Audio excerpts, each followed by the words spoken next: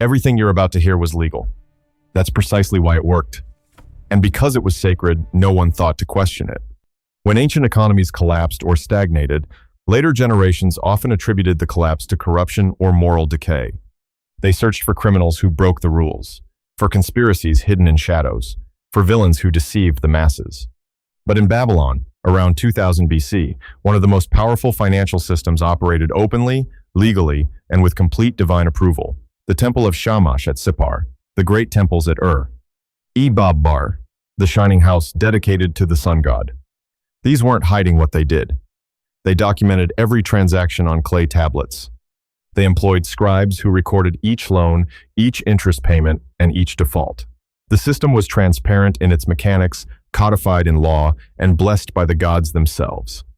So how does a financial system extract value, concentrate risk, and distort incentives without deception, fraud, or crime? How does harm accumulate steadily when every single transaction is permitted by law? Welcome to Financial Crimes Historian. Here, we explore the financial crimes that shape nations, industries, and entire eras. That's what we're examining today. In ancient Mesopotamia, around 2000 BC, temples weren't just places of worship. They were economic powerhouses. The Babbar temple complex at Sippar controlled vast landholdings. According to archaeological evidence recovered from Tel Abu Haba, this temple, dedicated to Shamash, the sun god of justice, served as a landowner, employer, and creditor for thousands of Babylonians. The temples had something no private merchant could claim: divine authority. When a priest at the Temple of Shamash issued a loan, he wasn't acting as a businessman seeking profit. He represented the god who judged all humanity. The loan contracts were pressed into wet clay tablets, witnessed by multiple parties, and stored in temple archives, where they would be preserved for millennia. Every transaction was documented with precision. According to tablets from the British Museum's collection, the Temple of Shamash was making loans to Babylonians as early as 618 BC, during the reign of the Assyrian king Sin, Sharish-Kun. But the practice stretched back much further. Temple banking was already deeply embedded in Mesopotamian economic life by 2000 BC, operating under systems that had evolved over centuries. The Code of Hammurabi, inscribed around 1750 BC on a 7-foot stele now housed in the Louvre Museum, formalized what had already been common practice. The king, who claimed to bring justice to his people, established clear financial rules. Law 88 of his code set the interest rates with mathematical precision. Creditors could charge 1/60th of the principal per month. 1/60th per month. In the sexagesimal system that the Babylonians used the same base, 6-0 mathematics, that still governs how we divide hours into minutes. This worked out to 12/60ths per year for silver loans, 20% annually. For grain, which was even riskier, the rate was 33 1/3% per year. These weren't arbitrary numbers. They were built into Mesopotamia's mathematical foundations. Elegant fractions, easy to calculate, simple for scribes to verify. The system valued computational convenience above all else. 1/60th was the basic unit, the fundamental building block of their entire numerical framework. And more importantly, these rates were legal. They were established in the most famous law code of the ancient world, written by a king who depicted himself on that stele receiving authority directly from Shamash.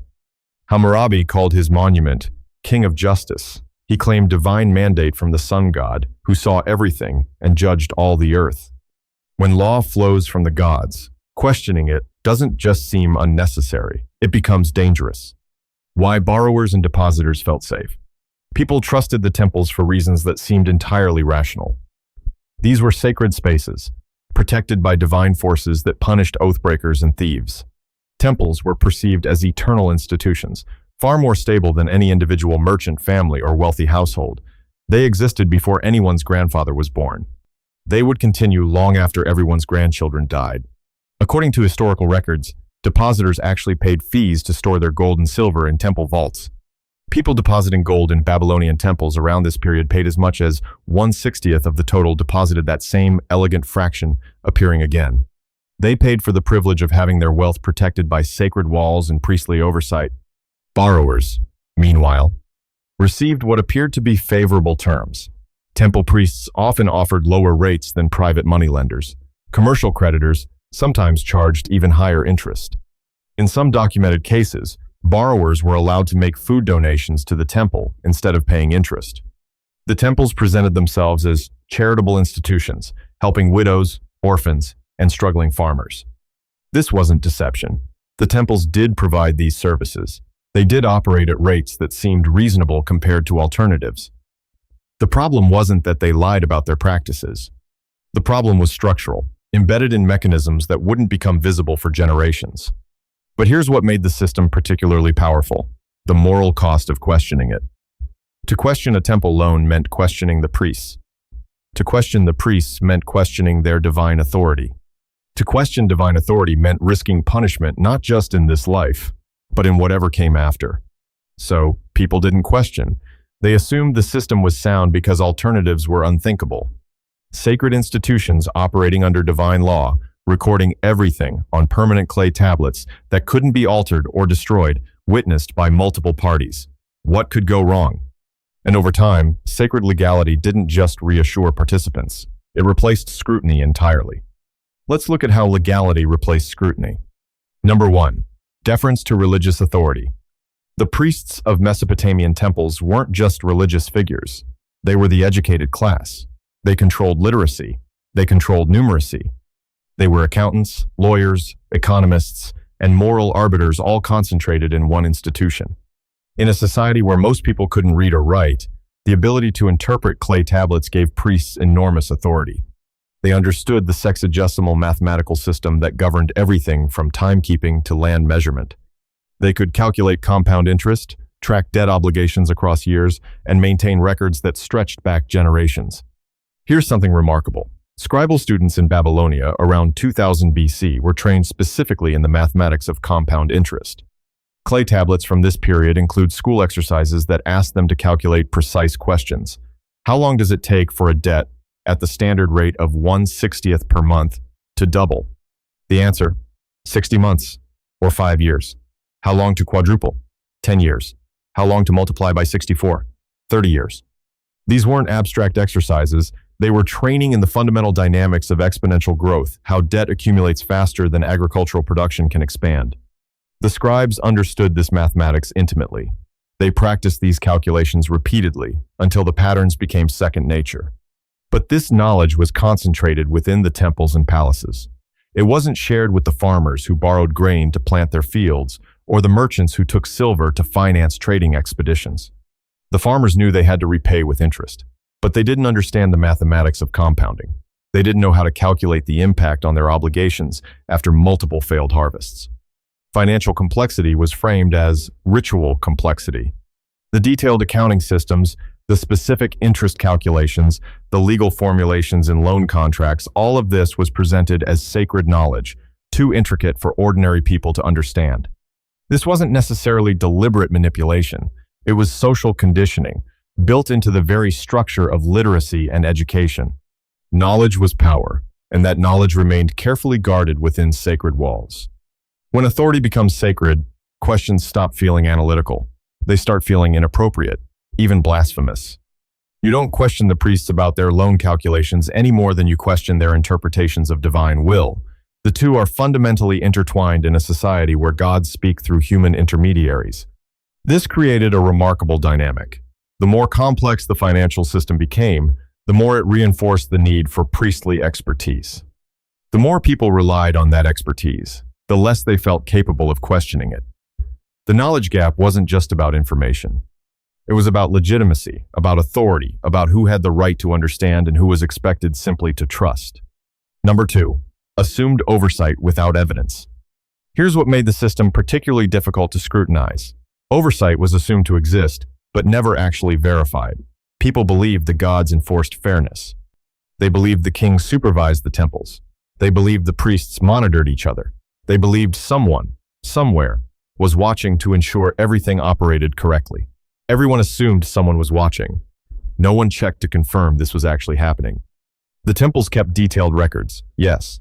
Thousands of clay tablets have been recovered from sites like Sippar, documenting loans, interest payments, and land transfers.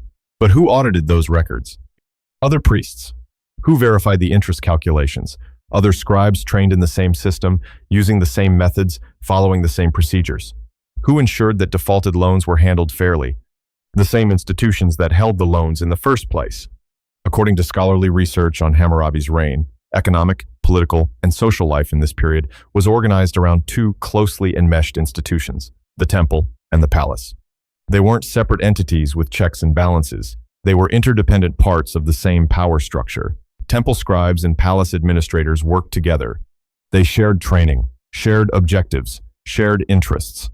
This diffused responsibility in a way that made accountability nearly impossible. If a farmer defaulted on a loan and lost his land to the temple, who was responsible? The priest who issued the loan? He was following standard procedures established by law. The king who set the interest rates? He was codifying divine law handed down from Shamash himself. The gods?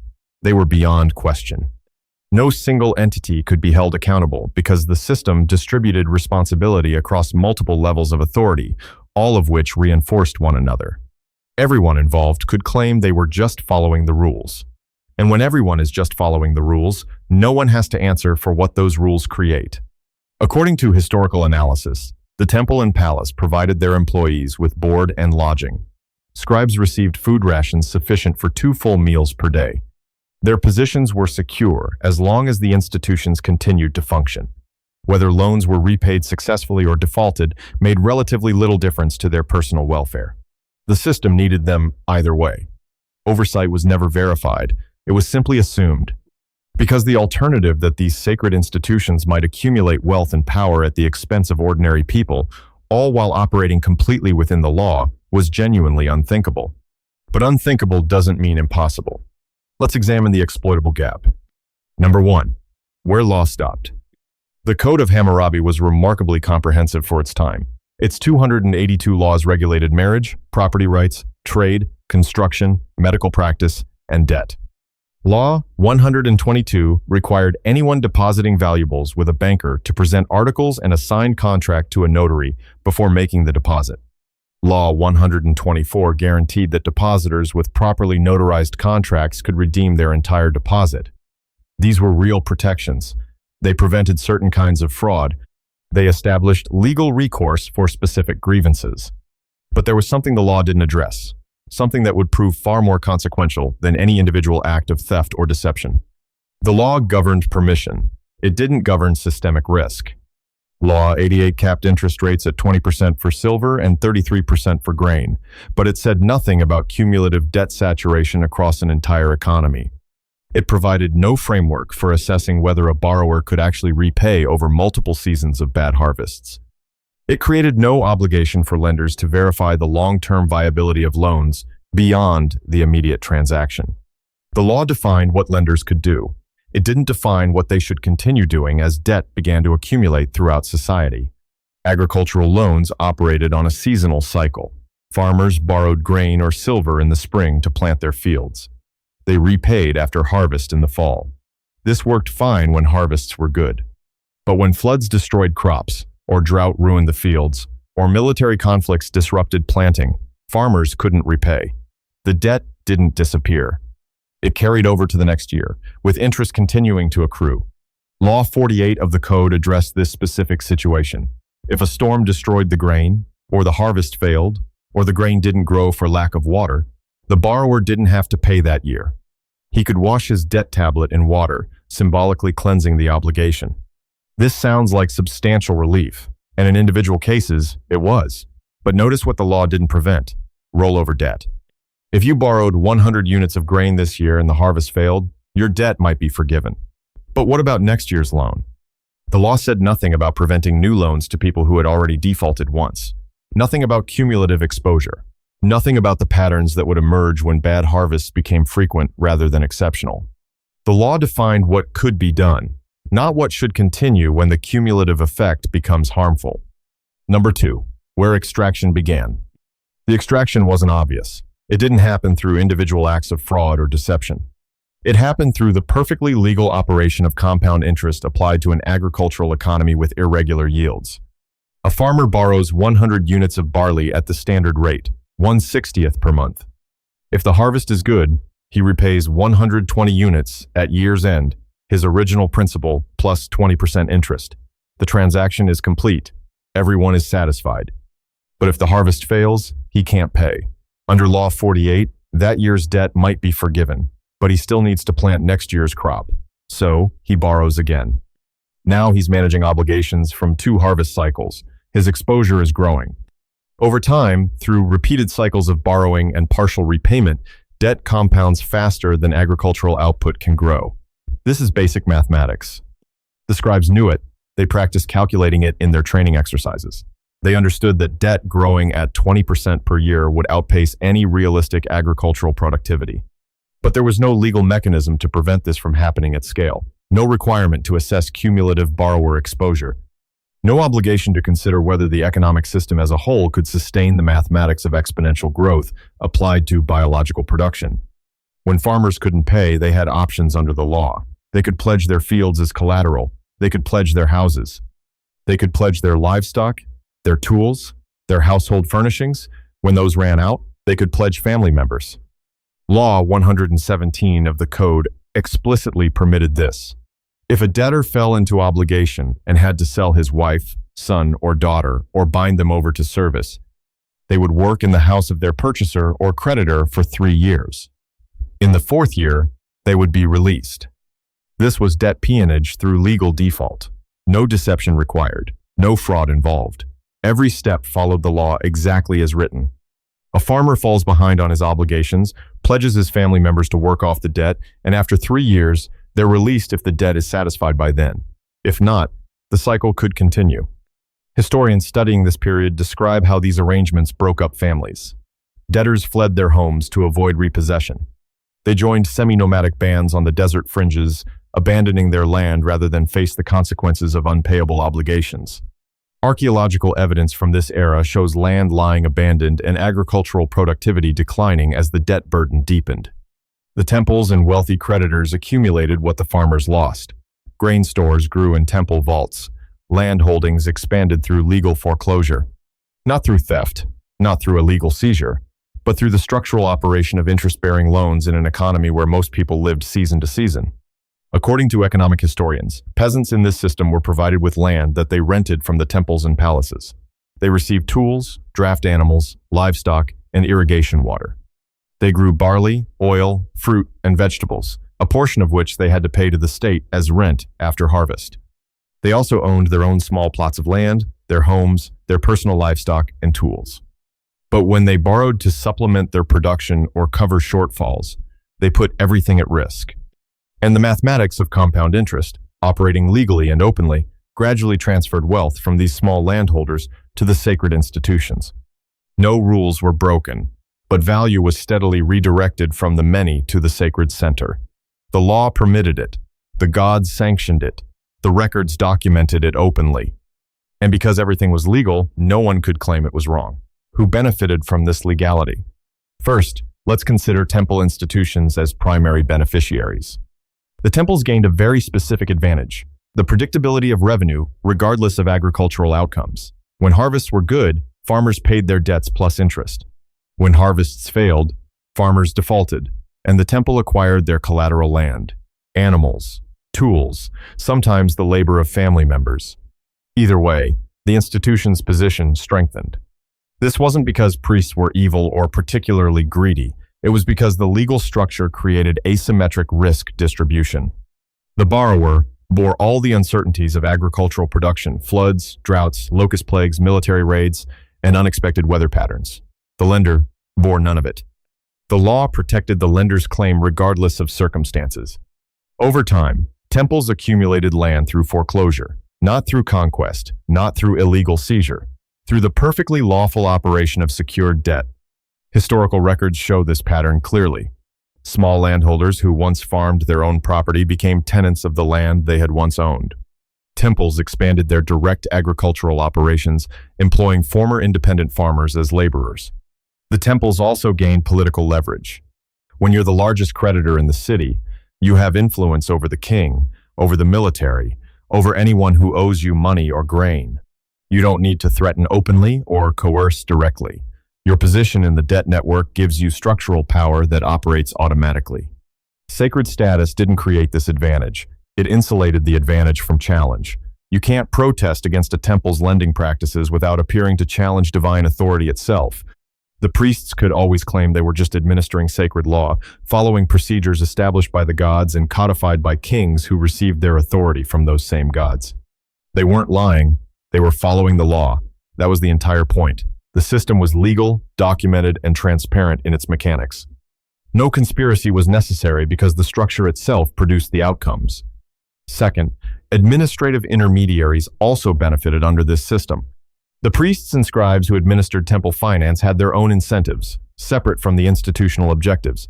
Their compensation wasn't tied to whether borrowers thrived or struggled. It was tied to the continued operation of the system itself. According to research on Mesopotamian administrative structures, scribes received regular food rations from the temple provisions sufficient for 2 full meals per day. Their positions were secure as long as the temple's operations continued. Whether loans were repaid successfully or defaulted made little difference to their personal welfare. The system needed administrative oversight either way. In fact, defaults might have increased the need for their work. Foreclosures required detailed documentation. Property transfers needed witnesses and official records. Debt bondage agreements had to be recorded on clay tablets and stored in archives. More complexity meant more work for scribes, which in turn required more justification for their positions and potentially more status within the temple hierarchy. This created a subtle but important dynamic. The people who could see potential problems in the system, the educated scribes, who understood the mathematics of compound interest, had no personal incentive to raise concerns. Their stability didn't depend on borrower success. It depended on institutional continuity. Warning about systemic risks might threaten that continuity. During the Old Babylonian period from 2000 to 1600 BC, the palace began what scholars call entrepreneurial management of its fields, date orchards, and workshops. These managers operated under contracts with the palace. They were entitled to keep whatever they could produce or collect above the amount stipulated in their contract. But if they fell short of their contractual obligations, their arrears were recorded as personal debt, and they became personally liable. So, these intermediary managers had every incentive to extract the maximum value from the farmers and workers under their supervision. They operated legally, following established procedures, but their position in the system naturally led them to push the limits of their obligations. None of this required malicious intent. It simply required people responding rationally to the incentives built into the legal structure. When your compensation is tied to process rather than outcomes, when your security depends on institutional continuity rather than borrower welfare, you naturally prioritize what benefits you personally.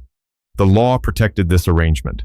It created positions for administrators, gave them authority, and made their roles essential to the system's operation. Everyone was following the rules. That's precisely why the structure persisted for centuries. When legality protects process rather than outcome, intermediaries thrive even as households weaken. Having considered the beneficiaries, we now turn to the consequences of this system. Without accountability. No punishment, no scandal. Here's what's remarkable. When this system produced debt crises severe enough to threaten social collapse, no one was held criminally responsible. No priest was prosecuted. No temple lost its sacred status. No creditor faced legal consequences for the cumulative harm created by their lending practices. Why? Because nothing illegal had occurred. The defaults were blamed on the borrowers themselves. They must have been lazy, or foolish, or morally deficient. They failed to properly manage their obligations. They couldn't control the weather, couldn't prevent floods, couldn't stop droughts, but somehow this was framed as their personal failure rather than a systemic issue. The Code of Hammurabi built this interpretation into the law itself. Debtors could be seized and forced into servitude. Their families could be pledged as collateral for outstanding obligations. These weren't considered failures of the lending system. They were considered natural consequences of people failing to meet their contractual obligations. This is how legal systems can perpetuate harm without anyone bearing criminal responsibility. When the law permits certain outcomes, those outcomes stop being seen as injustices requiring redress. They become inevitable results, natural consequences of individual borrowing decisions. The temples remained legally and religiously untouchable. You couldn't prosecute a temple for issuing too many loans because there was no law against it. You couldn't challenge the interest rates because they were codified by the king under divine authority. You couldn't question the foreclosure process because it followed standard legal procedures established in the most famous law code of the ancient world. Historians analyzing this period note that debt crises were consistently reframed as social disorder rather than financial design problems. The issue wasn't that the system created unsustainable debt accumulation. The issue was that borrowers weren't fulfilling their sacred obligations. The issue was moral decay, not a structural flaw. Because nothing illegal occurred, nothing could be prosecuted. The law protected those who operated within it, regardless of the cumulative harm their perfectly legal actions created over time. Quiet structural adjustments. Eventually, debt crises became severe enough that even kings recognized something had to change. But notice carefully how the adjustments happened. They didn't reform the temple system. They didn't change the legal structure of lending. They didn't prosecute anyone for wrongdoing or negligence. Instead, Mesopotamian rulers began issuing what historians call clean slate edicts, comprehensive debt cancellations. These proclamations had different names in different cities. Amargi in Lagash, a Sumerian word meaning return to mother, symbolizing freed people going home. Nigsisa in Ur, Endurarum in Ashur, Misharum in Babylon, Shudutu in Nudzi. Historical evidence shows debt cancellations dating back to 2400 BC in the city of Lagash, 6 centuries before Hammurabi's reign. The ruler Urukagina decreed a debt amnesty soon after coming to power, releasing people living in debt bondage to return home, and even clearing the prisons. In all, historians have identified approximately 30 general debt cancellations in Mesopotamia between 2400 and 1400 BC. Hammurabi himself issued 4 such proclamations during his 42-year reign. These occurred in 1792, 1780, 1771, and 1762 BC, according to documents deciphered from cuneiform tablets. When Hammurabi was on his deathbed, his son Samsu-Iluna took power and immediately issued a decree remitting non-commercial debts, canceling arrears, and forbidding their collection. Thus, the new king declared, "I have established restoration throughout the land." Ammisaduqa, the last ruler of Hammurabi's dynasty, issued a detailed debt cancellation decree in 1646 BC.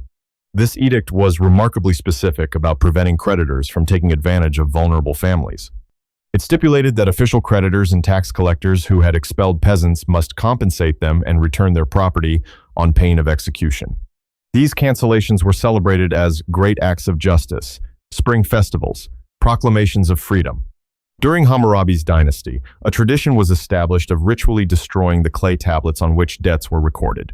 The tablets were broken, symbolizing the end of obligations.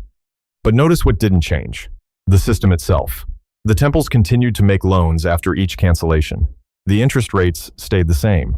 The legal structure remained intact. The debt cancellations addressed symptoms but did not prevent recurrence. They reset the situation periodically without examining why the situation kept requiring resets. According to archaeological evidence, these debt cancellation edicts disappear from the historical record after 1400 BC.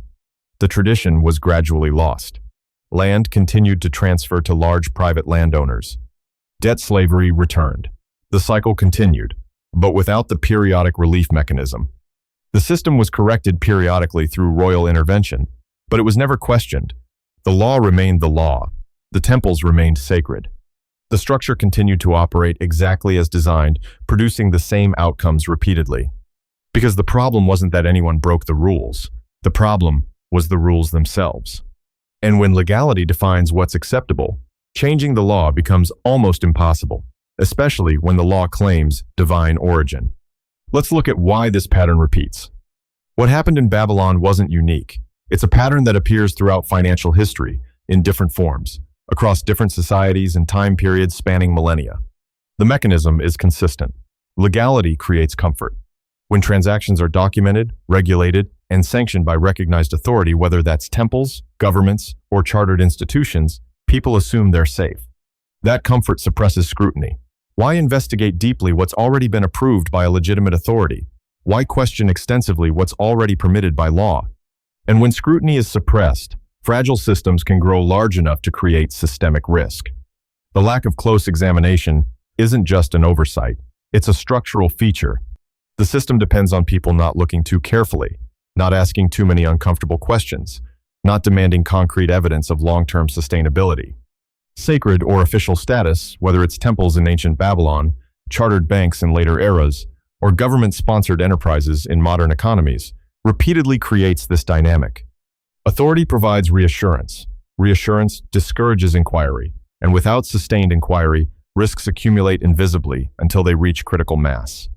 The mathematics of compound interest hasn't changed in 4,000 years. Debt still grows exponentially, while most economic activity grows linearly or cyclically. Returns still concentrate among creditors, while risks fall primarily on borrowers. These are structural features, mathematical realities, not moral failings of individuals. What changes across history is the legal framework that permits these dynamics to operate at scale.